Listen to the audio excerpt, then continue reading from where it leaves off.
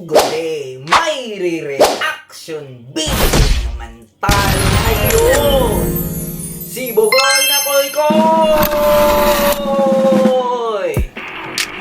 Maraming mga base si Bogoy na Koy at sana ako doon makashare niya. Si Bogoy parang tanga. Bakit? Hindi siya totoo sa sarili niya. Akala niya lahat ng tao ay nauuto. Akalain mo, yung mga babae, maraming mga nauuto sa kanya. Hindi naman lahat. Pero yung iilan, hindi nakapagsalita. Alam mo, Bogoy, maraming galit sa'yo. Pero yung mga sumusunod lang sa'yo, yung walang utak. Pero yung may utak, inintindi yung bawat salita mo. Wala, negatibo ka sa kanila.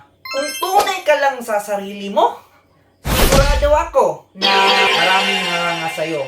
Ang gusto mo lang, bakit ko to ginagawa?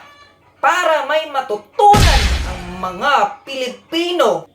So sa mga followers dyan ni Bogoy na Koy, huwag na kayong sasama sa ganoon na tao. Maghanap kayo ng tao na may value. Di puro chicks, di puro mga kalukuhan, kinulukoy. Mahirap. Gagawa tayo ng tama. Tayo yung ehemplo, hindi tayo yung gumagawa ng kalokohan sa social media. Iisipin mo, maraming mga batang nanonood. Hindi lang naman ako nag-iisang baser sa iyo. Marami kami. Pero, iniistan ko yung tama. Magalit ka man sa akin, at least sinabi ko yung katotohanan. Tama naman sinasabi ni Chister na wala kang kabuluhan. Tama din ang sinasabi ni Makagago na wala, may amats ka.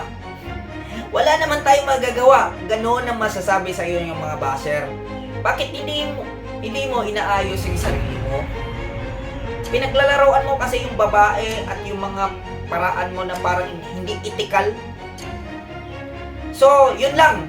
Sana ay itong video na to ay magbibigay ng awareness sa lahat ng mga nanonood ka, Bogoy. At itong video na to, ang sa akin lang naman, ay may matutunan ang mga tao sa mga ginagawa mo. So, sa mga followers ko dyan, maraming salamat sa mga nanonood. Kita-kita tayo sa susunod na video. Bye-bye!